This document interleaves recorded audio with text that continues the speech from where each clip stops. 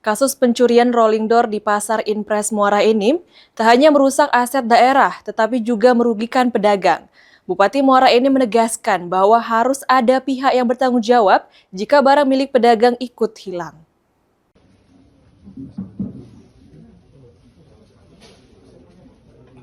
Enam dari 8 pelaku pencurian rolling door dan pintu WC di lantai 2 Gedung A Pasar Impres Muara Enim berhasil diamankan Polres Muara Enim.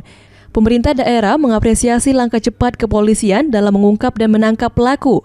Aksi pencurian ini tidak hanya menyebabkan kerugian aset daerah, tetapi juga merugikan para pedagang. Sejumlah barang milik pedagang yang disimpan di dalam kios dilaporkan ikut hilang.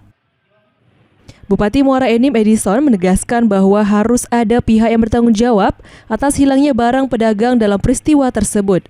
Menurutnya, pengelola pasar memiliki kewajiban menjaga keamanan aset, sementara pedagang telah memenuhi kewajiban dengan membayar retribusi.